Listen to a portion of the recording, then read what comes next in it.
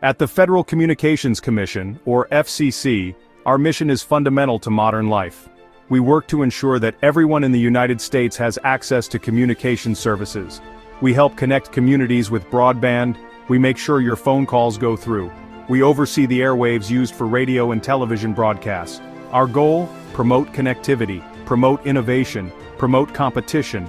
We are guided by the public interest.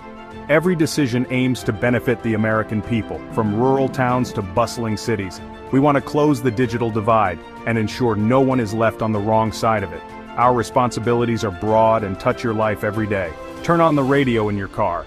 The FCC helps keep that signal clear and interference-free. Make a call on your cell phone. We ensure enough spectrum is available for that call to connect reliably. When we talk about what the FCC can and cannot do, we are talking about our authority. For a government agency like ours, authority is not something we create for ourselves. Instead, it is granted to us by laws passed by Congress. Think of Congress as the architect that draws the blueprints for our work. Congress passes laws, FCC implements laws. The blueprints are statutes, like the Communications Act of 1934. They tell us exactly what our responsibilities are.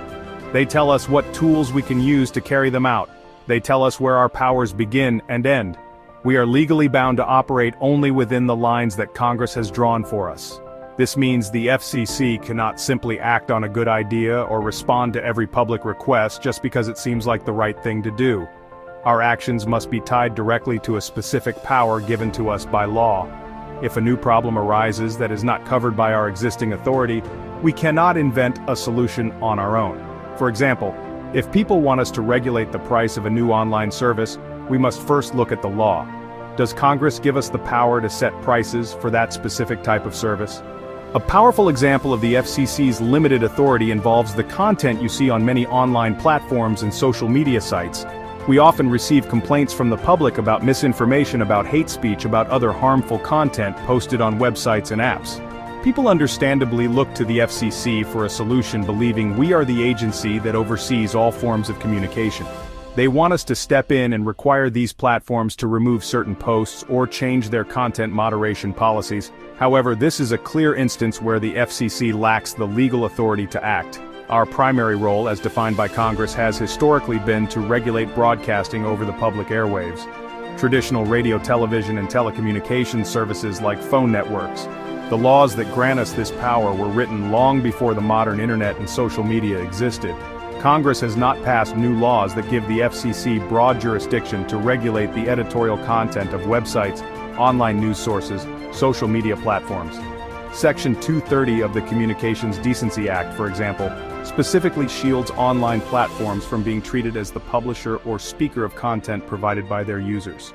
It is essential for government agencies like the FCC to operate strictly within the laws given to us by Congress. This is not a matter of choice, it is a fundamental pillar of our democracy. We must follow the law, not just public opinion or our own judgment about what seems best. This principle, known as the rule of law, ensures that our government is one of laws, not of individuals. It means that our power comes from a source that is accountable to the American people, their elected representatives in Congress. Adhering to these legal boundaries prevents agencies from becoming too powerful and acting without a clear mandate from the public. This commitment to the law can sometimes be a source of public frustration. When a new problem emerges, like the spread of online misinformation, people want immediate action. They see an agency like the FCC and expect us to solve it. When we explain that our hands are tied by legal constraints, it can appear as though the government is slow, bureaucratic, or unresponsive to pressing public needs. Ultimately, understanding these limits is empowering for everyone. This is how we move forward together, lawfully and democratically.